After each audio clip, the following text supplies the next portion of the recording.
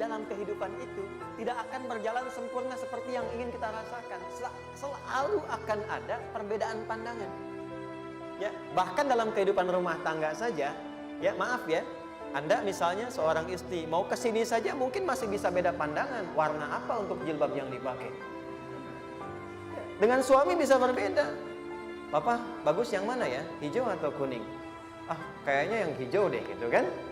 Enggak, kayaknya kuning deh gitu kan. Masih mending ada dua pilihan. Begitu dipakai, pink. Bisa berbeda. Anak bisa berbeda. Jadi kesan pertama yang ingin dibangun bahwa dalam kehidupan sudah pasti akan ada keragaman pandangan. Dan yang kedua, yang tidak normal, keragaman pandangan itu boleh jadi melahirkan tindakan-tindakan yang kontraproduktif. Mungkin akan mendapatkan celaan. Allah dicela, malaikat dicela, Rasul dicela, Nabi dicela, sahabat dicela, tabi'in dicela, ulama dicela. Kita siapa yang mungkin belum menjadi bagian dari orang-orang itu dan ingin bebas dari celaan? Itu mustahil. Jelas sampai sini? Jadi kalau mendapatkan celaan, berbahagialah, berarti kehidupan kita normal. Jelas? Pernah mendapatkan celaan dalam hidup? Halo? Pernah disoal oleh orang lain? Pernah direndahkan oleh orang lain? Nah, Allah tuh memberi kesan kepada kita, jangankan engkau Rasul yang paling mulia saja pernah mendapati itu. Tapi bagaimana seni mendapatkan ketahanan sehingga dalam dicela pun tetap tenang. Dalam disoal pun tetap hatinya nyaman. Karena ketenangan itu yang membawa pikiran tenang dan tindakan yang terukur. Dan kadang-kadang ketenangan itu lebih penting bahkan dibandingkan dengan harta yang berlimpah. Seringkali saya berikan perbandingan dari sejak dulu kita belajar kan. Coba pilih mana? Saya yakin masih konsisten. Pilih mana? Kaya tapi gelisah atau miskin tapi tenang? Tidak boleh ada pilihan ketiga, saya tahu itu. Kaya tapi gelisah atau miskin tapi tenang? Pilih mana? Ya, saya tahu lah. Kaya tapi tenang. Oke, di fase ini wahyu belum turun. Nabi sudah ngajar, turun wahyu, turun al-alaq, turun beberapa surah. Tiba-tiba ada masa jeda, wahyu belum turun. Sepekan belum turun, sebulan belum turun. Disitulah muncul seakan ada amunisi bagi orang-orang yang tidak senang dengan Nabi, tidak senang dengan ajakan Nabi pada kebaikan. Ini poin yang kedua. Kalau Anda berbuat baik, pasti ada tantangan. Ingat ya, kalau Anda berbuat baik, apapun itu, pasti ada tantangan. Yang menguji konsistensi kebaikan itu apakah serius untuk dilakukan atau tidak. Maka mulai muncul tuduhan. Lihatlah Muhammad dari ditinggalkan sama Tuhannya. Tuh Muhammad dah gila tuh, naik turun bukit, naik turun lagi, kayak orang bengong. Muhammad udah ada beban di pundaknya. Jangankan umatnya, Rasulnya saja yang mengklaim Rasul punya masalah katanya, ya kan? Dan ditinggalkan Tuhannya, kok masih mau ikut Muhammad? Maka dalam keadaan itulah kemudian ditunggu, naik turun, turunlah kemudian dua surah sekaligus, surah 93, surah 94, yaitu surah Ad-Duha dan Al-Insyirah.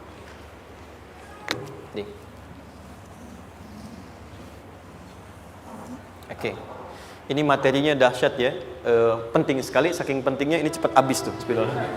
Sekali lagi. Jazakallah khair. Ini lihat. Kelihatan ya. Baik, yuk pelan-pelan. Jadi turunnya surah Ad-Duha dan surah Al-Insyirah, hikmahnya satu atau fungsinya satu, memberikan petunjuk bagaimana mengatasi satu persoalan sesulit apapun tapi masih dapat menghadapinya dengan keadaan yang tenang. Satu surah ini atau dua surah diturunkan untuk membimbing setiap hamba menuju kepada ketenangan hati. Dua, membangun kekuatan mental sehingga dalam situasi apapun dia tetap kuat mengatasi berbagai persoalan kehidupan. Nanti terapannya banyak, di bisnis ada. Nanti saya turunkan contohnya. Kadang-kadang ikut tender, sudah bagus, sudah menang, tapi proyeknya diambil orang. Ada yang begitu? Nanti ada ayatnya, ada. Nanti kita turunkan. Udah siap-siap, kan? Pengen melamar, ternyata keduluan orang, gitu kan? Udah siap-siap, pengen dapat ini, mau lulus, ternyata nilainya nggak seperti yang diharapkan. Muncul, ada, selalu ada demikian.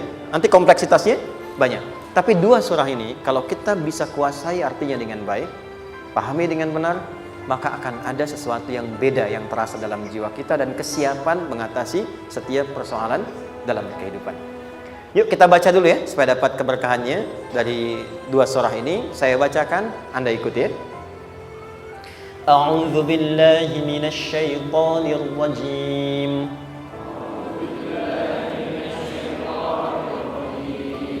Bismillahirrahmanirrahim. Wadduha wal-laili idza saja ma wadda'aka rabbuka wa ma qala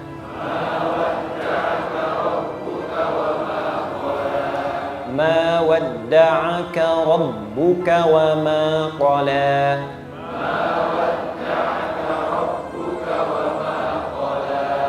وللآخرة خير لك من الأولى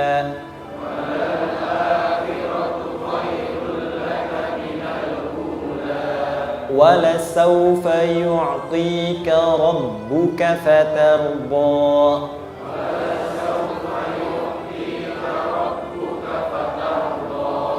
ألم يجدك يتيما فآوى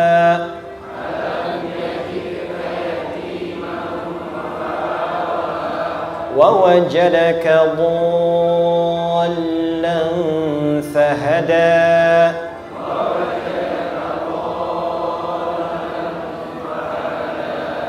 ووجدك عائلا فأغنى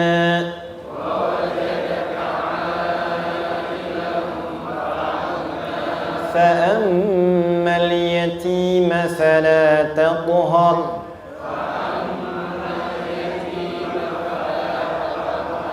وأما السائل فلا تنهر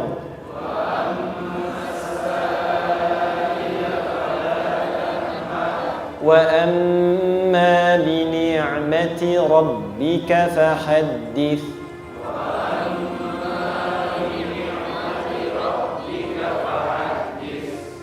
Surah 2, alhamdulillah. Izin saya bacakan tadi untuk diikuti supaya setidaknya kalau kita pulang dan ditanya bagaimana hidupmu engkau jalani, seperti apa engkau berinteraksi dengan Quran yang telah aku turunkan, maka kita pernah menjawab, ya Allah kami pernah bacakan itu. Jangan pernah kita berkehidupan sampai wafat dan tidak pernah berinteraksi dengan Quran walaupun sekedar membacanya. Wadduha, aku bersumpah. Setiap huruf waw yang berada di awal kalimat di satu surah itu makna utamanya berarti sumpah. Ya, qasam, sumpah.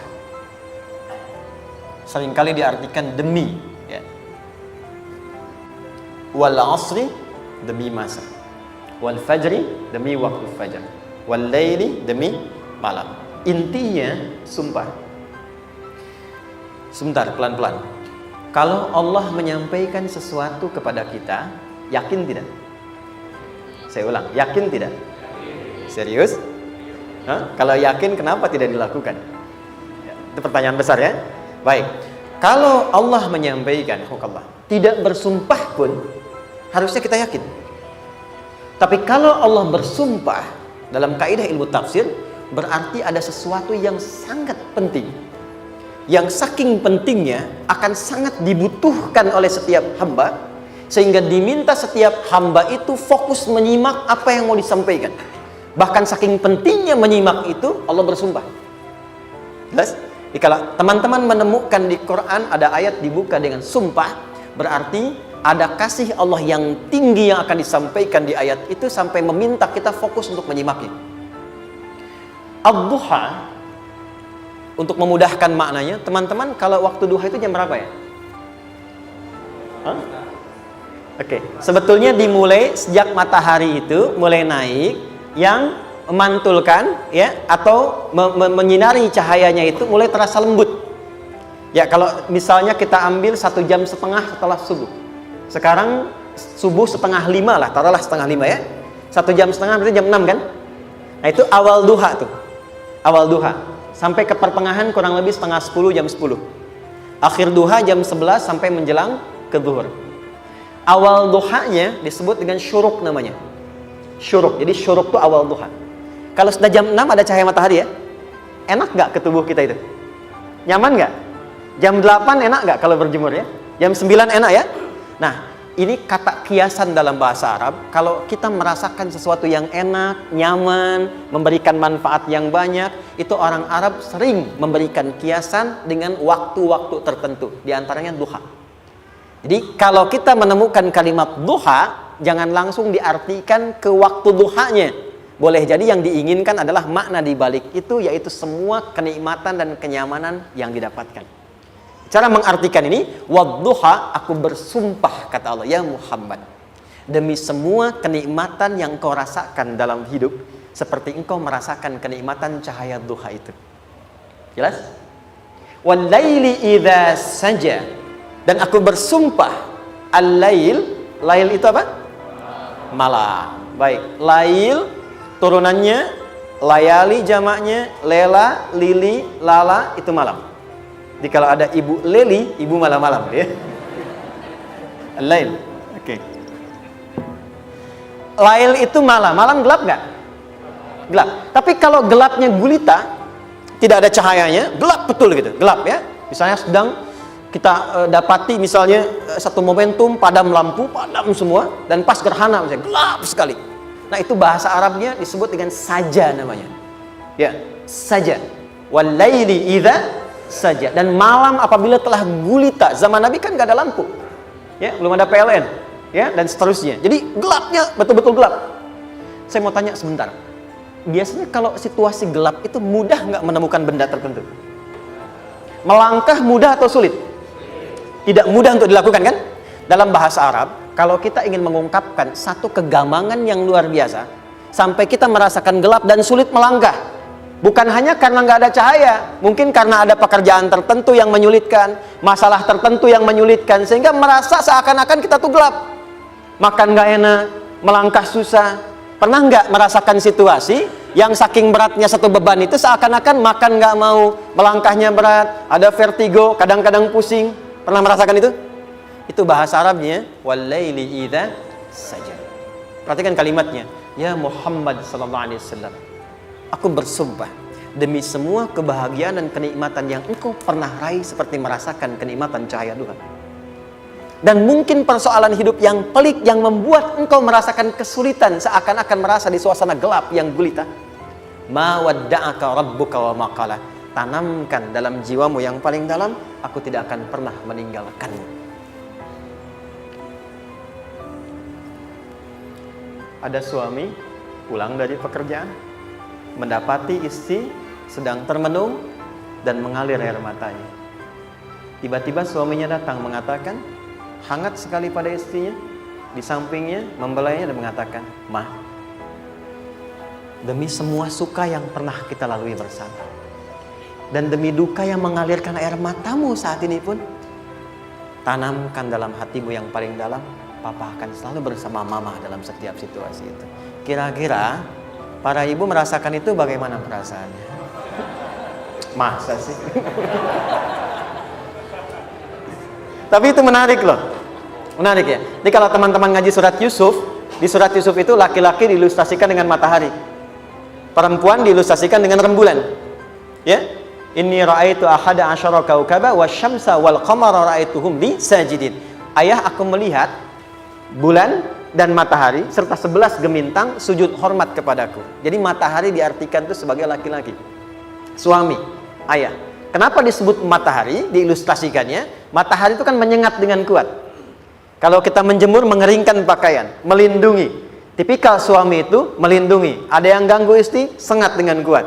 Ada air mata yang mengalir, hei, keringkan itu sehingga tidak larut air mata mengalir di pipinya. Itu matahari. Sebaliknya rembulan. Rembulan itu kan enak dipandang, bukan bulannya ya. Bukan bulannya. Kalau bulannya kan desainnya nggak sempurna, baik terlihat. Tapi cahaya rembulannya. tampil dengan indah, tampil dengan baik, enak dipandang, menenangkan, dan tidak tertukar. Jangan sampai ada istri jadi matahari, suami jadi rembulan. Jelas ya? Dengan kekuatan bulan aku menghukummu, ya kan? Itu salah. Oke.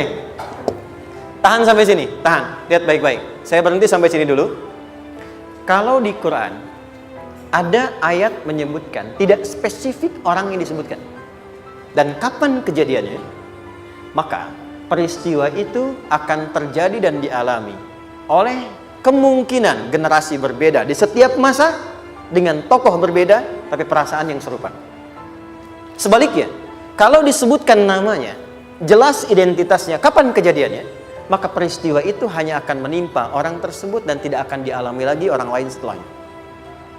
Saya tanya dulu yang akhwat, yang perempuan, kenal Maryam? Kenal, bagus. Kenal di mana? Maryam anaknya Imran, mengandung, melahirkan Isa alaihissalam, Yesus Mesias, tanpa disentuh laki-laki manapun. Dan di Quran identitasnya disebutkan langsung, Maryam binti Imran, wa Maryam ibnata Imran. Ini menunjukkan kesan bahwa yang mengandung dan melahirkan tanpa disentuh laki-laki manapun, itu hanya Maryam anaknya Imran. Ingat ya, mengandung melahirkan tanpa disentuh laki-laki manapun. Bukan mengandung melahirkan tanpa suami, kalau itu banyak dia. Ya, mengandung melahirkan tanpa disentuh laki-laki manapun. Hanya Maryam binti Imran. Tapi kalau nggak disebutkan siapa orangnya, kapan kejadiannya, tidak detail disebutkan, ini artinya situasi itu akan dialami kembali oleh orang di masa depan dengan generasi yang berbeda tapi substansi yang sama. Pertanyaannya, pernahkah kita mengalami situasi yang sulit sampai seakan merasa gelap? Nah, baik, maka adab yang pertama, jika mengalami situasi seberat apapun dalam berkehidupan, maka dekati Allah Subhanahu wa Ta'ala. Ini awalnya, dekati Allah. Apalagi kalau ada yang mengatakan ini nggak mungkin, ini nggak akan terjadi, ini nggak bisa. Kalau sudah ada tanda seperti itu tanda langsung dari Allah supaya Anda diminta langsung mendekat kepada Allah dan tinggalkan semua makhluk. Karena Allah hanya akan mengabulkan langsung kepada Anda tanpa perantara siapapun. Itu yang terjadi pada Nabi Zakaria. Ini nggak mungkin, ini mustahil. Maka beliau langsung memohon kepada Allah dan langsung menyebutkan, ya Allah, saya minta darimu saja, tidak dari yang lain. Maka dikabulkan seketika. Jadi yang pertama, jika punya kesulitan sebesar apapun, seberat apapun, cepat dekati Allah. Maka di situ akan dijawab langsung oleh Allah, ma wadda'aka rabbuka wa ma qala. Hambaku, sepanjang engkau mendekat kepadaku, maka yakinkan dalam dirimu, situasi apapun yang kau rasakan, aku tidak akan pernah meninggalkanmu. Sudah? Satu? Paham sampai sini? Oke. Pelan-pelan ya. Saya belum bicara caranya. Saya baru bicara di awal motivasinya. Dekati Allah dulu, nanti caranya didetilkan di surah Al-Insyirah. Teruskan. Ma wadda'aka rabbuka wa ma qala. Walal akhiratu khairul laka minal. Perhatikan. Hei, seberat-berat bebanmu saat ini, ingat, satu saat akan tuntas. Dan ini pun ujian. Kalau sudah meninggal, gak ada ujian lagi. Dan nanti kehidupan yang sekarang, apapun yang kau pertentangkan, perdebatkan, perselisihkan, itu semua akan ditinggalkan.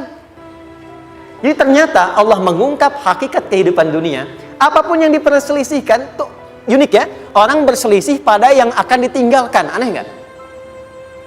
Ada orang berebut makanan, ya kan? Rebutan sampai berkelahi dan sebagainya. Pada akhirnya, makanan yang diperebutkan itu pun akan ditinggalkan. Yang ini meninggal, itu meninggal. Jadi memperebutkan sesuatu yang pada akhirnya akan berakhir. Kata Allah, Allah sampaikan, jika Anda mengalami situasi, sesuatu yang mungkin membuat berat, tanamkan pada jiwa kita, hei, yang aku kejar-kejar ini, boleh jadi aku akan tinggalkan juga. Kenapa aku harus menangisi dan larut pada sesuatu yang tidak abadi? Maka Allah hibur kita dengan mengatakan, kamu tenangkan diri dulu. Semua yang kamu pikirkan sampai membuat kamu berat begini, pada akhirnya kamu tinggalkan. Dan yang abadi itu akhirat. Walal akhiratu khairul laka minal. Dua, pelan-pelan sikapi setiap masalah dengan proporsional. Jangan terlalu larut dalam sesuatu. Dapat job satu, pengen, dah siap, kontraknya besar, tiba-tiba hilang. Dipikirin, Anda mikirkan itu pun nggak akan balik. Proporsional aja dulu.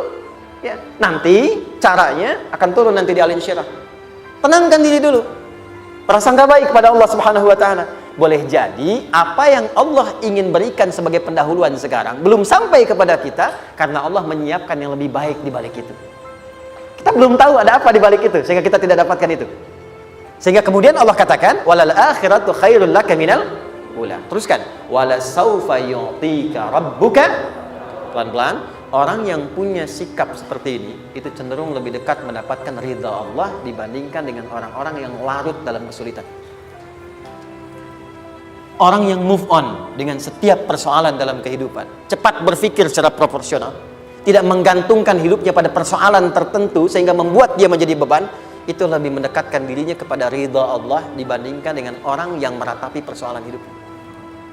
Ya. Pelan-pelan. Jadi spiritnya, kalau punya masalah apapun, jangan dilarutin terus. Gak usah diratapi, cepat move on. Berpikir lagi, rencanakan lagi. Nanti, detailnya ada di Al Insyirah.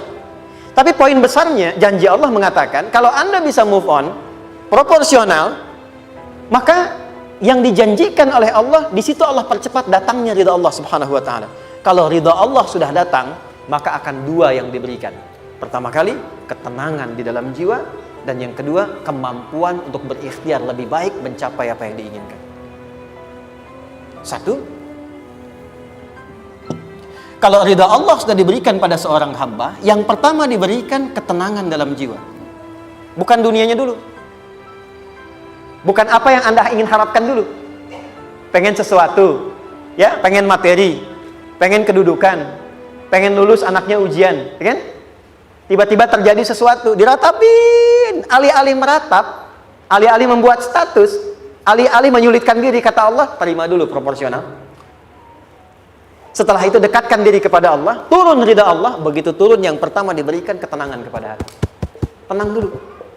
Kalau sudah tenang, nanti dibimbing menyelesaikan apa yang sedang dihadapi itu. Itu poin yang ketiga. Pelan-pelan. 4. Kita masuk ke detail sekarang. Perhatikan baik-baik. Ini yang paling menarik. Alam yajidka yatiman fa'awa. Muhammad SAW, bukankah dulu engkau yatim? Punya banyak masalah? Aku selesaikan juga. Ayahmu meninggal sebelum lahir, ada ibu. Ibu meninggal, ada kakek. Kakek meninggal, ada paman. Ya kan? Ada teman yang menemani Sayyidah Khadijah. Teman yang setia. Semua kebutuhan tersedia. Artinya apa? Perhatikan baik-baik. Kalau Anda punya masalah sekarang, jangan sampai melupakan yang dulu-dulu pun pernah tuntas Allah selesaikan. Jadi kalau sekarang sedang punya persoalan, jangan sampai satu masalah ini membuat Anda kehilangan harapan dan kehidupan.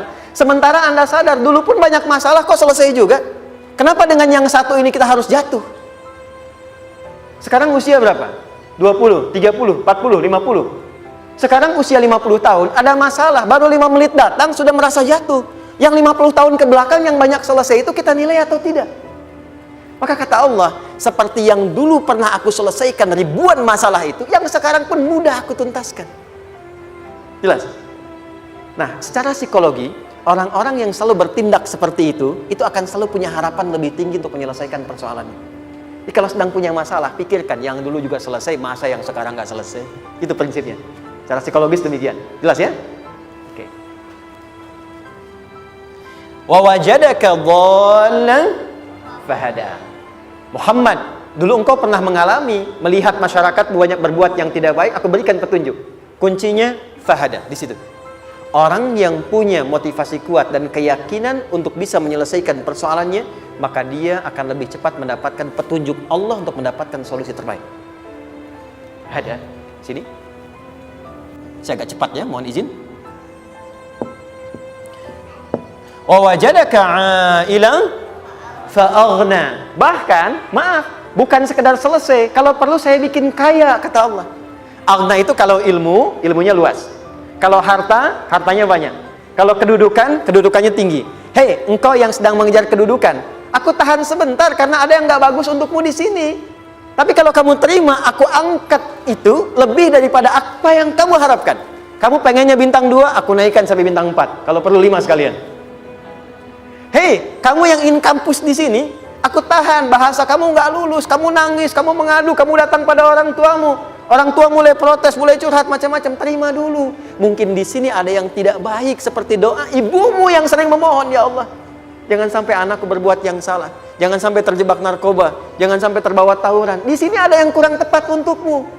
Kalau kamu ridha, kamu terima, kamu proporsional, bahkan aku pindahkan ke kampus yang lebih baik yang tidak kamu bayangkan sebelumnya. Di orang-orang yang selalu menerima apa yang Allah ujikan dan ridha dengan itu, maka Allah akan angkat derajatnya bahkan melebihi ekspektasi dirinya. Paham? Kalau sudah seperti itu, maka lihat ujung ayatnya. Lihat ujung ayatnya. Fa'ammal yatima fala taqhar. Hei, maka jangan pelit berbagi kepada orang lain. Share. Kalau sudah sukses, share. Berbagi, bukan hanya materi, bagi ilmunya, ya, bagi kebahagiaannya. Wa ammas sa'ila fala tanhar. Jangan sampai nunggu orang minta. Kalau lihat ada kawan yang butuh, sekarang Anda sukses. Tapi boleh jadi kesuksesan Anda itu tangganya dari teman-teman Anda. Kalau sudah teraih ke atas, lihat lagi anak tangganya ke bawah. Ajak teman, jangan ditunggu minta. Ajak, bawa dia, berikan peluang. Jangan sampai dia minta, apalagi Anda bentak-bentak. Aku kan yang dulu bantu kamu. Jangan sampai keluar kata-kata itu. Kamu bisa naik di atas karena aku kan yang dulu bantu kamu. Kamu bisa jadi pemeran utama karena aku yang rekomendasikan. Karena aku yang dorong kamu, misal. Jangan sampai keluar kata-kata itu. Apalagi langsung keluar, tidak. Ini karena ilmuku saja misalnya. Kalau itu bisa dilakukan dengan baik. Lihat ujungnya. Wa amma bi ni'mati rabbika fahaddits. Maka semua nikmat yang dirasakan akan mudah untuk diimplementasikan dan disyukuri. Jadi semua nikmat itu bukan cuma dirasakan. Jadi membagi semua nikmat itu adalah rasa terbaik untuk menikmatinya. Maaf ya, Anda kalau punya makanan, dimakan sendiri. Dengan dibagi sama-sama, kira-kira rasa nyamannya yang pertama atau yang kedua? Kedua. Makan sendiri, enaknya sendiri kan? Tapi ketika ada teman berbagi dan tahu, oh enak ya, nyaman ya, ada kebahagiaan, ada ngobrol, ada tertawa, ada kebersamaan, itulah inti nikmat yang sesungguhnya. Wa amma bi ni'mati rabbika. Ternyata masalah yang diberikan bukan ingin memberikan beban, tapi ujungnya, endingnya supaya Anda bisa mendapatkan nikmat berkualitas yang bisa dibagi. Lihat surat Ad-Duha itu jangan cuma lihat awalnya, lihat ujungnya. Ternyata ketika seseorang mendapat masalah seberat apapun, itu bukan ingin membebani, tapi ingin meningkatkan kualitas hidupnya supaya mendapatkan nikmat yang lebih besar dan merasakan nikmatnya itu dengan berbagi. Itu poin. Jadi kalau sampai sini kita paham dan kita beri nama misalnya dengan fikih ujian, jadi kalau desain ujian ini sistematikanya kita pahami, maka tidak ada alasan untuk mengeluhkan persoalan. Jadi melihat masalah itu bukan sebagai beban, pada akhirnya melihatnya sebagai tangga untuk mencapai kebahagiaan. Jelas sampai sini? Baik, kalau sudah seperti ini, ingin punya masalah atau tidak ingin punya masalah?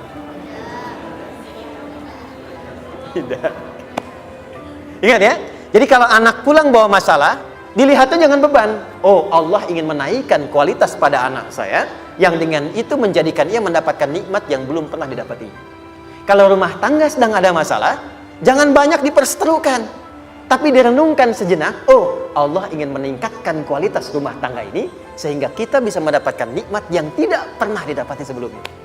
Makanya nikmat berumah tangga itu yang terbesar, selalu bertambah ketika menyelesaikan masalah. Silahkan cek. Kalau sedang ada masalah berseteru kan? Tapi setelah selesai kan jadi lebih nikmat ya? Ya? Lebih senang lagi, lebih cair lagi, lebih bahagia lagi, lebih mendukung lagi. Ternyata ada nilai-nilai kebaikan yang tersimpan yang belum disadari sepenuhnya. Pertanyaannya, kadang-kadang mudah diucapkan tapi tidak mudah mempraktekkan. Bagaimana itu semua bisa ditempuh dengan baik sehingga ketika mengalaminya kita bisa tenang menghadapinya. Maka turunlah surah Al-Insyirah. Saya cepat.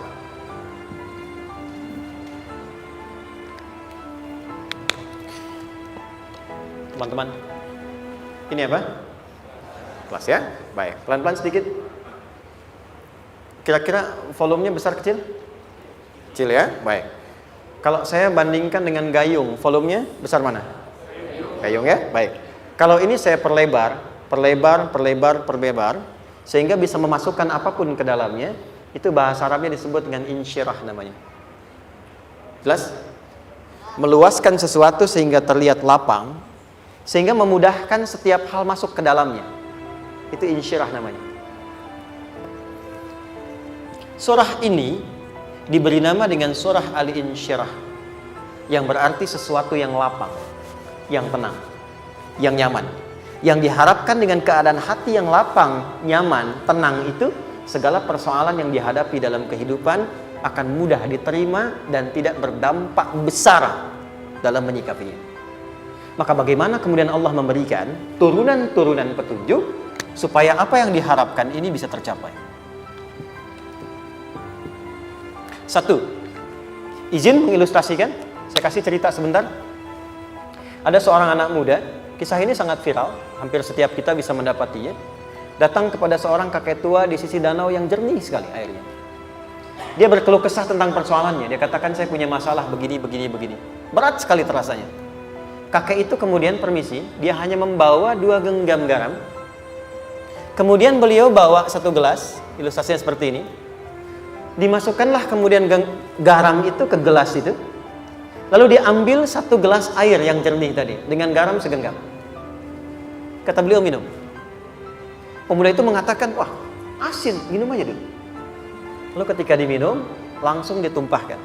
Dia muntahkan, asin katanya. Lalu setelah itu kakek yang tadi melepaskan segenggam sisanya, dilempar ke danau tadi yang luas. Lalu diambil lagi dengan gelas yang sama. Sekarang minum. Bagaimana rasanya? Segar, enak, nyaman. Itulah hatimu. Kalau hatimu sempit sesempit gelas ini, maka masalah sekecil apapun akan selalu menghadirkan kesulitan seperti engkau menelan garam tadi. Tapi kalau hatimu luas, sebesar apapun masalah, tidak akan pernah berdampak pada dirimu kecuali engkau mampu menyusun rencana untuk mengatasinya. Kelapangan hati yang membuat diri kita mampu menerima persoalan apapun, itu yang disebut dengan insyirah.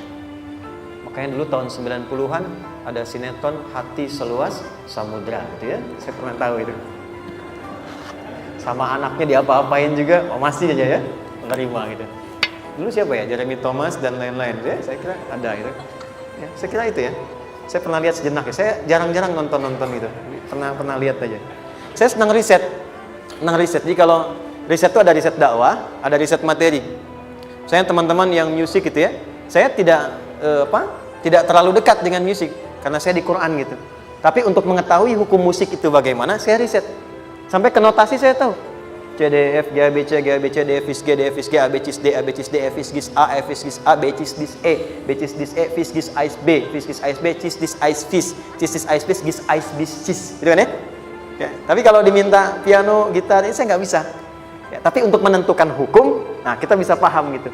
Misalnya boleh nggak baca Quran pakai langgam Jawa gitu kan? Nah, hukumnya apa? Nanti dari teori itu muncul. Ya, paham ya? Nah, oke, balik sini. Perhatikan baik-baik. 1, saya agak cepat. Ini ditafsir langsung turun Al-Insyirah. Yang pertama, alam nashrah laka sadrak wa wada'na anka wizrak allazi anqadha dhahrak. Tahan sampai sini dulu, 3 ayat. Saya mulai dari ayat kedua dan ketiga. Perhatikan baik-baik. Wa wada'na anka wizrak allazi anqadha dhahrak. Artinya apa? Artinya satu beban yang diletakkan di pundak yang berpengaruh kepada semua bagian tubuh. Kita pernah melakukan atau melihat yang angkat beban ya? Beban kan semakin berat diangkat, semakin terasa ke bagian-bagian tubuh ya, ke semuanya. Nah, itu namanya wizrak alladzi anqadha dhahrak. Beban yang dipikul yang berat sekali sampai semua merasa. Makanya jadi satu ungkapan dengan mengatakan dia sedang memikul beban yang sangat berat.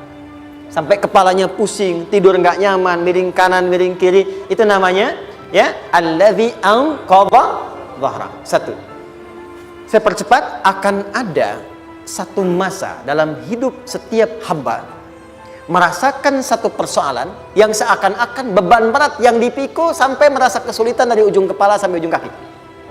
Siapapun itu. Jujur ya, setiap kita tanyakan pada diri sendiri. Setiap kita yang ada di sini, saya yakin pasti pernah atau bahkan akan mengalami satu peristiwa yang merasakan beban berat sampai seakan-akan ujung kepala sampai ujung kaki merasakan sakitnya. ada yang sudah mengalami, atau bahkan nanti akan ada yang melalui. Perhatikan baik-baik. Teruskan ayatnya. Wa rafa'na laka. Perhatikan. Kalau ada yang sedang merasakan itu, yakinlah, kata Allah, pada saat itu sesungguhnya Allah sedang mengangkat derajatnya dan meningkatkan kualitas hidupnya untuk mencapai sesuatu yang istimewa yang belum pernah diraihnya. Dari sini kita buat persamaan. Ujian, tadi kan, berbanding lurus dengan harapan, banding lurus dengan solusi nanti pada akhirnya. Fokus. Lulus di sini, insya Allah setiap persoalan akan lebih mudah untuk diatasi.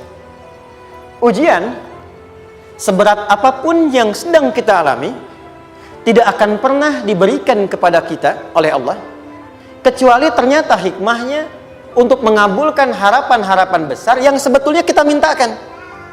Jujur ya, setiap kita kan sering punya permohonan ya, sering berdoa ya, ya Allah minta ini, minta itu, minta ini, minta itu, gitu kan? Nah, cara Allah mengabulkan harapan kita itu, yang pertama, jalurnya lewat ujian. Karena semua kesuksesan itu, desain dasarnya adalah melewati ujian.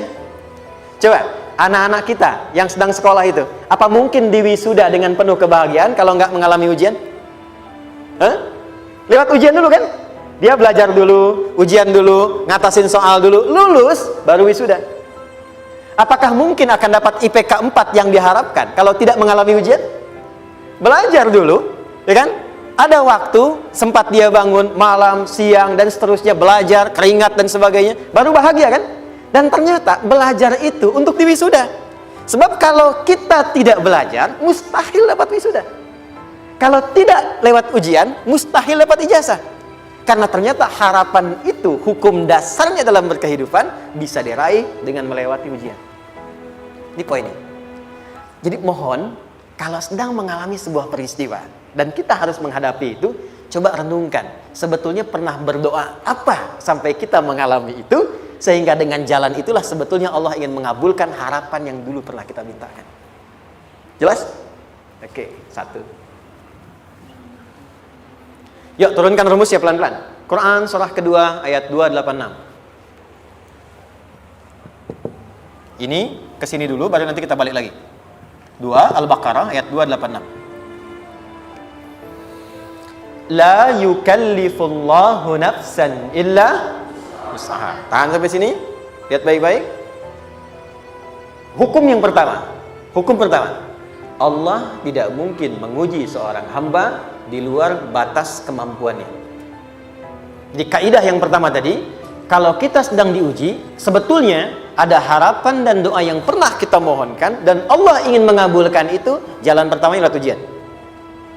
Tapi adilnya Allah, tidak akan pernah kita diuji kecuali sesuai dengan kemampuan kita. Jadi kalau nggak mampu, nggak mungkin diberikan ujian. Ingat ya, kalau tidak mampu, tidak mungkin diberikan ujian. Artinya harapan yang kita mohonkan pun akan sesuai dengan kemampuan kita. Jadi kalau kita minta sesuatu nggak mungkin bisa menggunakannya, nggak akan dikasih. Nah, balik ke sini untuk memberikan ketenangan kepada hati kita. Kalau sedang menerima persoalan, setelah kita mengatakan, oh ini mungkin ada harapan yang ingin saya dapatkan, jalannya lewat sini. Untuk memberikan ketenangan kepada hati, begitu persoalannya tiba, langsung katakan pada diri kita, saya pasti bisa menjalaninya. Mustahil saya diuji kalau nggak mampu menjalaninya. Itu bahasa singkatnya. Ingat ya? Kalau ingin mudah menyelesaikan persoalan, kata Quran, setiap ada ujian, langsung katakan pada hati kita, insya Allah bisa. Gak mungkin saya diuji kalau saya gak sanggup. Jelas? Dan tanamkan itu pada hati yang paling dalam. Ini gak mudah. Kalau cuma disimpan di pikiran, jadi beban. Tapi kalau Anda tanamkan dalam hati, seberat apapun masalahnya, pasti saya sanggup. Pasti saya bisa. Pernah lihat dulu ada acara 90-an Benteng Hattori? Oke? Benteng Takeshi ya? Takeshi ya, gitu kan artinya kan bisa jawab ya. Saya tahu Ninja Hattori mendaki gunung lewati lembah, ya tahu ya. Songoku, Songgohan, saya tahu itu. Songoku, Kamehameha, Piccolo itu yang nulisnya Suzuki Watanabe, saya tahu itu. Benteng Hattori, balik lagi ya. Benteng Takeshi ya. Puncaknya kan main pakai itu kan, pakai tanknya dan sebagainya. Tapi pernah ingat gak satu episodenya itu? Begitu akan bertarung, kan selalu ada motivator di sampingnya itu mengatakan, ayo, kamu bisa, gitu kan? Dia nggak ngaji Quran tuh. Kita punya ayatnya. Pernah nggak? Buka lagi ya dulu ya. Oke. Korea, kenapa bisa nyusul Jepang? Salah satunya, waktu Jepang itu maju, setiap di Korea itu ditanamkan dari mulai anak-anak TK-nya. Kita harus lebih daripada Jepang. Sejak anak-anaknya TK. Itu ditanamkan betul. Kita bisa, kita dari TK. Sehingga ketika di sana bikin Honda, sini Hyundai. Hyundai kan dibacanya Hyundai, ya kan? Sana Honda, sini Hyundai gitu. Di apapun yang dibuat Jepang, Korea harus lebih unggul. Itu ditanamkan dari awal. Bisa. Kita itu sekarang punya ayatnya. Jadi kalau sedang punya masalah seberat apapun, katakan pada diri kita, insya Allah bisa. Gak mungkin diuji kalau nggak sanggup. Bisa insya Allah. Bisa. Kenapa mah? Bisa. Jelas? Oke. Sudah di situ teruskan. Lanjutkan. Warafa'na laka dzikra. Teruskan. Fa inna ma'al usri. Nah, ini poin terbesarnya. Fa inna ma'al usri yusra. Fa huruf yang menunjukkan sesuatu berlangsung dengan cepat. Inna di ilmu nahwunya berbunyi begini, di gramatikal bahasa Arab. Harfu nasbin wa taukidin. Tansibul isma wa tarfa'ul khabara.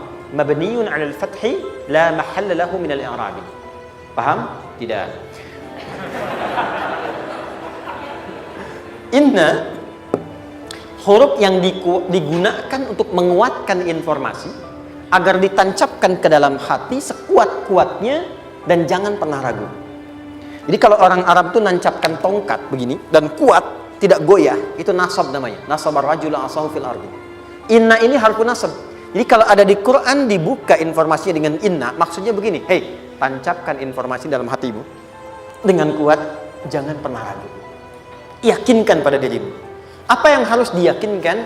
Ma'al usri yusra.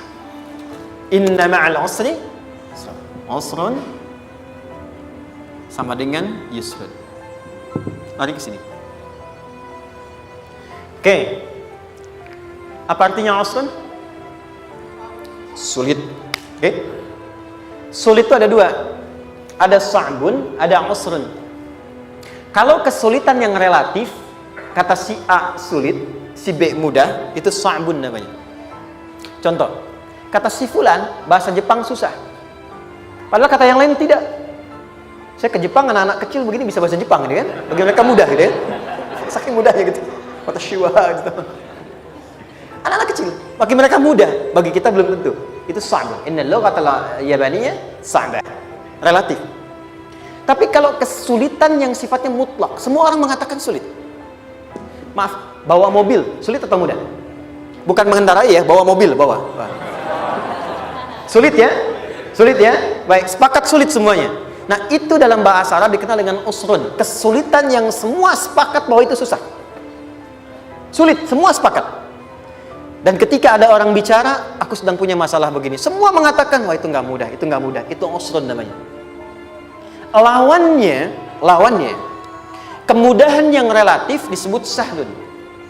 Tapi kemudahan yang semua sepakat bahwa itu mudah, itu yusrun namanya. Mengangkat spidol, semua mengatakan mudah, ringan. Itu yusrun namanya. Perhatikan, Allah tidak memasangkan sa'bun dengan sahlun, tapi memasangkan usrun dengan yusrun. Orang-orang yang punya keyakinan kuat, setiap persoalan itu akan selesai. Dan dia mengatakan pada dirinya, aku bisa melewatinya. Maka, perhatikan kalimat kata Quran. Inna ma'al usri yusran. Sesulit apapun masalah yang sedang dia alami, maka Allah akan datangkan solusi semudah-mudahnya yang bisa dia nikmati. Dengan kata lain, kalau kita bawa ke bahasa psikologi, kalau sedang menghadapi persoalan seberat apapun, selain kita mengatakan, ini pasti bisa saya lalui, saya insya Allah sanggup mengatasinya, katakan pada diri kita, ini pasti selesai. Pasti ada solusinya, pasti mudah.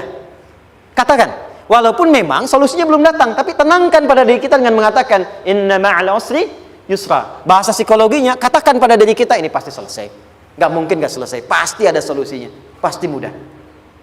Itu lebih memberikan harapan pada diri kita untuk menuntaskan persoalan dibandingkan dengan meratapinya. Jelas? Teruskan. Fa inna ma'al usri. Kalau masih ragu kata Allah, katakan lagi sekali lagi. Sampai hati kita merasa nyaman. Jadi kalau sedang punya persoalan seberat apapun, tanamkan pada diri kita, pasti selesai. Belum nampak, insya Allah pasti selesai. Gak mungkin diuji kalau nggak ada solusi. Itu lebih memberikan harapan. Setelah itu, fa'idha faraghta, mitigasi masalahnya, mitigasi persoalannya. Tuliskan, ini masalahnya apa? Rumah tangga. Apa saja misalnya, dia ada suami, ada istri, ada anak-anak. Masalah ada di mana? Kadang-kadang menangnya jadi kusut karena satu-satu nggak segera diselesaikan. Maka kata Al-Quran, fa'idha faraghta, satu-satu mitigasi dulu. Satu masalah di sini, lihat di suami, lihat di istri. Kalau pekerjaan, masalahnya apa? Sebelum bercabang kemana-mana, petakan. Apakah rekanannya? Apakah relasinya? Apakah kemampuannya? Apakah manajerialnya? Apakah marketingnya? Mitigasi, kotaki semua, selesaikan satu-satu. Setelah itu, apa yang dilakukan? Wa ila rabbika, tawakal sepenuhnya kepada Allah untuk menentukan hasilnya. Tawakal itu yang paling mahal.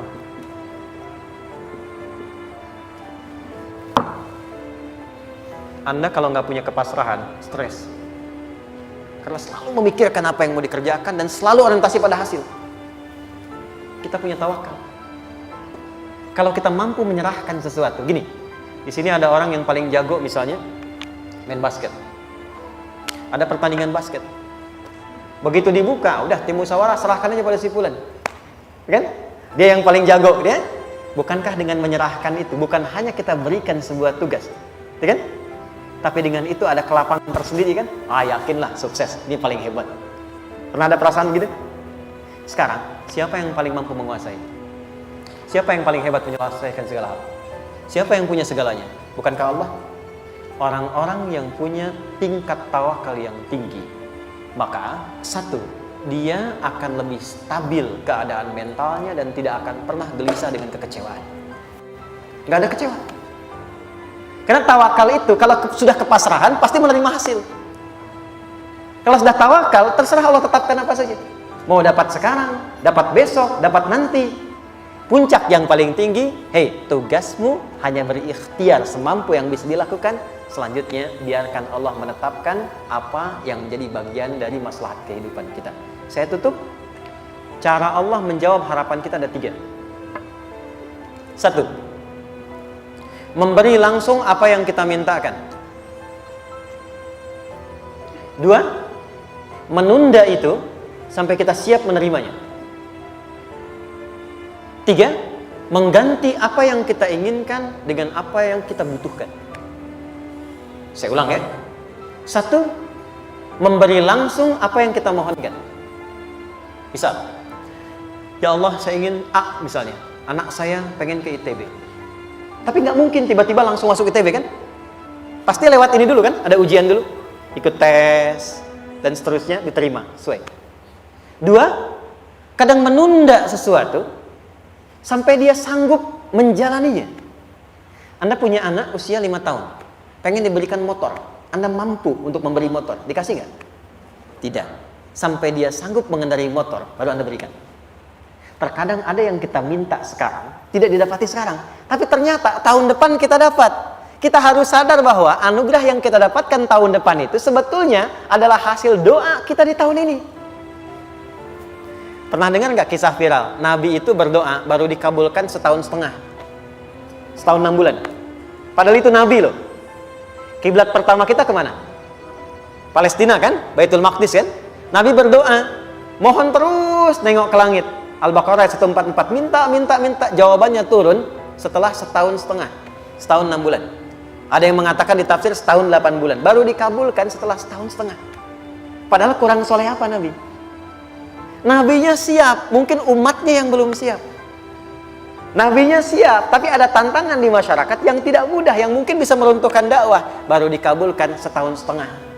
Ketika semua umatnya sudah bisa siap menerima itu. Boleh jadi apa yang diminta orang tua sekarang terkabulnya mungkin belasan puluhan tahun pada anaknya yang nomor sekian. Tahu Imam Syafi'i? Imam Syafi'i itu kan nama aslinya Muhammad. Bapaknya Idris. Kakek yang ke atas, yang ketiga namanya Syafi'i.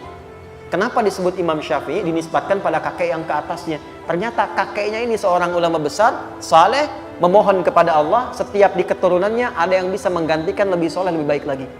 Ternyata yang didapatkan bukan dari anaknya, tapi generasi keturunan yang kesekian. Anda belum sekarang bisa hafal Quran. Misalnya, Anda bermohon, berdoa, boleh jadi yang hafal mungkin bukan di anak, bisa di cucu, bisa di bagian keluarga yang lain. Maka terkadang tawakal itu tidak hanya memberikan hasil yang cepat, tapi memberikan keindahan yang terasa tertunda, tapi melengkapi kebahagiaan yang dirasakan.